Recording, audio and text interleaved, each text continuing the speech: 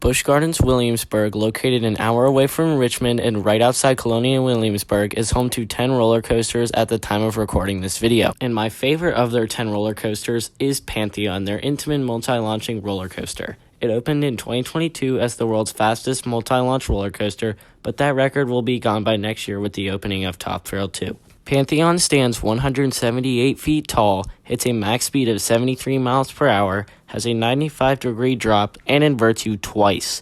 The ride also features a massive vertical spike that you traverse backwards.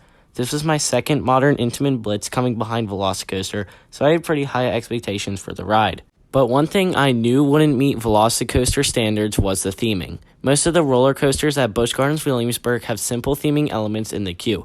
I'm especially looking at Loch Ness Monster or Bolton. But Busch Gardens put practically no theming into Pantheon's line. All you're going to notice is a ride brake run beside you and some broken pillars with signs on them. Now, these signs are pretty cool as they describe the theme of the ride. The vertical spike represents the staff of Neptune, the launches represent the speed of Minerva, the drops represent Jupiter, and the two inversions on the ride represent Pluto. The station for the ride is also pretty basic, with a few banners, but that is still better than the desolate Skyrush station. The trains and color scheme of the ride are incredible.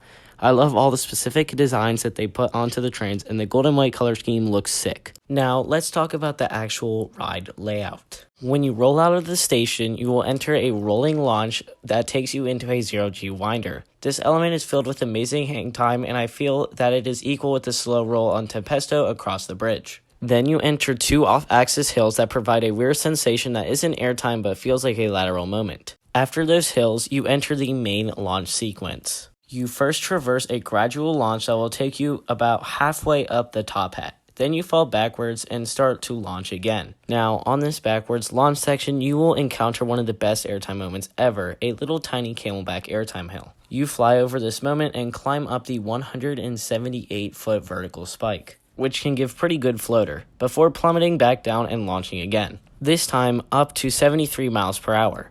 Then you launch over the top hat, which can give great floater in the front row, but the moment won't last long because you're going to fall 180 feet at 95 degrees towards the ground. This is a phenomenal moment in the back row. Then you enter the most disappointing part of the ride for me, the outer banked airtime hill. The element gives good floater airtime in the front and back rows, but in the middle it lacks good air.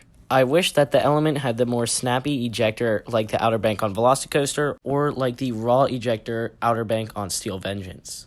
But one element that was executed perfectly on Pantheon is the stall. This is so much better than the one on Velocicoaster in my opinion. You get a nice hand chopper and the hang time is incredible. When you exit the stall, you enter a quick twisty section and into an outer banked wave turn and then into the brake run. The ride is amazing, but I feel as if they could have used more ejector airtime moments rather than floater. While the ride is not as good as Velocicoaster in my opinion, it is still one of my all-time favorites and my favorite at the park.